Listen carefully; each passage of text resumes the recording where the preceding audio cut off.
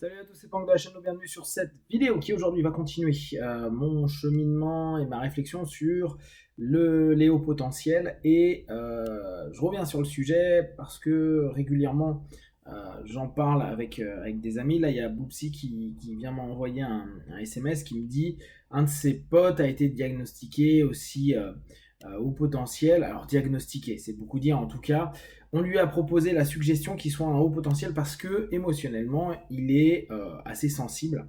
Et comme semble-t-il, la thérapie avec sa psy n'avance pas des masses, on ouvre cette porte de haut potentiel sans jamais parler de test Waze, qui est aujourd'hui le seul moyen de savoir si oui ou non on l'est.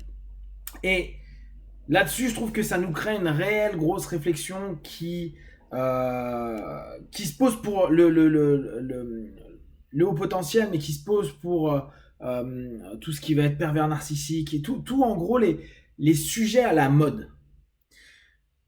Vous savez bien, nous, praticiens d'hypnose et de disciplines complémentaires, on n'a pas à faire de diagnostic. Déjà, on n'a pas... c'est pas notre job.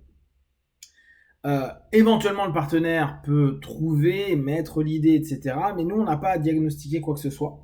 On n'a pas cette compétence. Qu'un psychiatre ou psychologue le fasse, pas de problème. S'il est habilité à ça, pourquoi pas. La notion pour les hauts potentiels, c'est passer un test. Dire comme ça, comme justement Boupset, on lui avait dit, sa psy lui avait dit, ah mais vous avez peut-être ça parce que potentiellement vous êtes un haut potentiel. Ou parce qu'à un moment donné, il y a une galère dans l'accompagnement et qu'il faut trouver une réponse, ça commence à être un petit peu niais. C'est-à-dire qu'il y a un moment ou un autre, tout mettre et mettre tout le monde dans le même sac pour simplifier potentiellement son boulot, ça devient un petit peu quoi, ça rend pas vraiment sérieux notre boulot en accompagnement psy. Euh, on est beaucoup dans la critique, moi le premier, hein, de comment on a été formé, notamment nous les psychopraticiens, où on est allé dans des écoles privées, on en a fait une ou plusieurs, mais en tout cas, on n'a pas eu l'engagement universitaire des 5 ans, etc. Donc très souvent, on peut se dire, ouais, on n'est peut-être pas forcément au mieux après nos petites formations qu'on a fait à gauche à droite. Euh, pour autant, c'est les psychologues qui, la plupart du temps, vont donner ce diagnostic. Et ils vont le donner alors que eux-mêmes ne font pas faire le test. Et ne parlent même pas d'un test à faire. Et vous savez très bien que la suggestion donnée par une figure d'autorité quand on est dans une recherche pour aller mieux, parce qu'on va pas bien, parce qu'on va avoir un spécialiste pour ça, ça c'est une suggestion qui va focuser à fond l'attention du partenaire, voire créer un ensemble de mécanismes qui va permettre de faire plein d'évitements sur ces problématiques. Vous savez très bien que si on nous met une pancarte, on dit ah bah c'est normal parce que je suis comme ceci ou comme cela, j'ai telle ou telle pancarte, donc c'est normal. Quitte à nous-mêmes créer les comportements qui correspondent. Ça, on le voit énormément quand on fait des énéagrammes. Quand on bosse en énéagramme et que quelqu'un a dit à un moment donné tu es ça à un partenaire, il y a de fortes chances que le partenaire qui peut-être ne l'est pas va se comporter comme pour trouver des excuses ou pour valider le fait qu'il ait telle ou telle façon de réagir et d'agir dans son quotidien. Donc, pour revenir sur la notion des hauts potentiels intellectuels, on revient sur cette notion, il y a moins de 5% de la population qui l'est, et à partir de là, entendre à longueur de temps, parce que c'est pas la première fois et ça n'arrête pas, et de plus en plus, aussi bien sur des groupes, sur des forums, sur plein de choses, il y a de plus en plus de psychopraticiens qui sont spécialisés pour les hauts potentiels. Mais si on ne prend que 5% de la population, ça fait pas un marché énorme. Alors, je comprends qu'il y ait une volonté d'accompagner ce type de partenaire, et c'est très bien.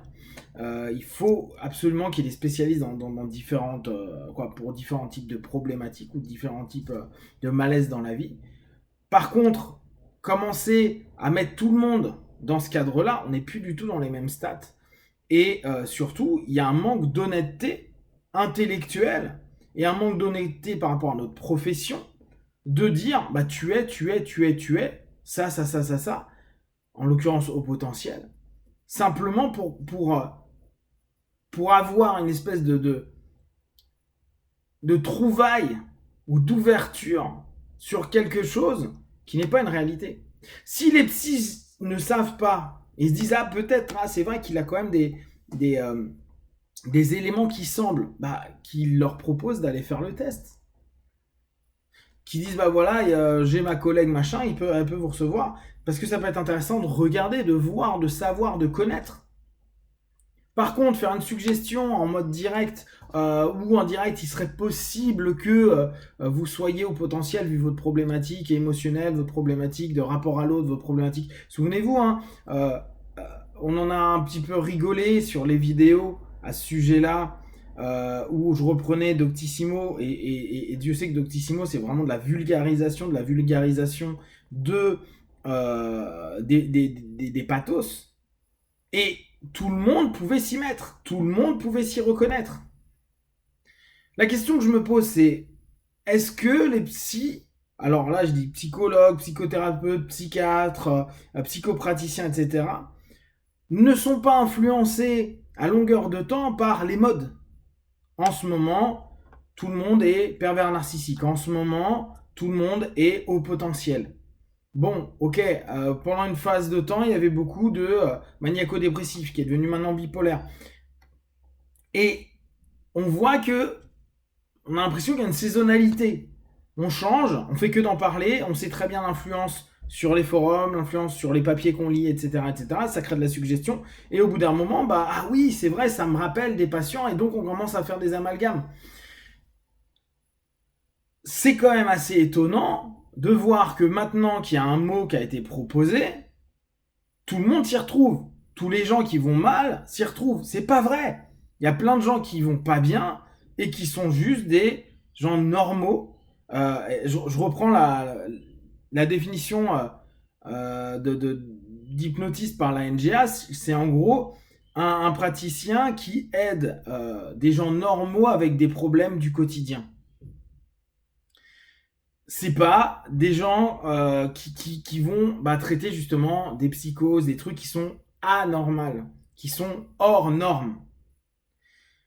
Donc là-dessus, je pense qu'il y a un vrai questionnement à se poser, nous en tant que praticiens, et toutes les personnes qui sont commencées à s'axer sur les HP, on sait très bien qu'à partir du moment où on se focalise sur quelque chose, on fait que voir ça, on le voit partout. Donc dans ce cas-là, il y a peut-être un boulot à faire sur soi, à se dire pourquoi j'ai besoin de voir que tout le monde est potentiellement dans cette case. 5 putains de pourcents, c'est pas énorme.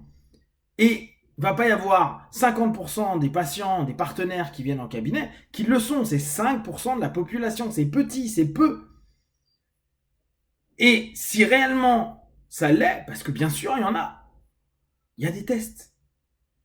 Il y a des choses à mettre en place. Au lieu de donner ou de faire croire à des gens qui après vont s'enfermer, et je vous dis depuis quelques semaines, je lis moi pas mal de forums sur le sujet, où les gars, ils ont acheté complètement l'idée, et beaucoup ne veulent pas faire le test, je vous l'avais déjà dit sur des précédentes vidéos, parce que ça pourrait dire qu'ils ne sont pas ça. Et donc s'ils se reconnaissent dans une communauté et qu'après on leur dit vous ne faites pas partie de la communauté, ça fait mal. Trouver des réponses pré-mâchées comme ça, avec des diagnostics à la con ou des suppositions qui deviennent des suggestions, ça devient problématique, et je trouve que ça décrédibilise complètement à la fois le boulot des personnes qui bossent réellement avec des hauts potentiels, ou qui font des tests, etc., etc., et de manière générale, notre profession, où on a l'impression que dès que tu rencontres quelqu'un, ça y est, il est dans une case, qui est une case à la mode en ce moment, et où ça explique tout. Et ça évite donc un vrai travail d'accompagnement par les professionnels, psychologues, psychothérapeutes, psychiatres, psychopraticiens. Si vous avez des questions, des remarques, vous partagez sur Facebook, YouTube, j'y répondrai le plus rapidement possible. Et comme d'habitude, de tout ce que je propose, ne prenez que ce qui est bon juste pour vous. Testez, observez, analysez et concluez. Ciao!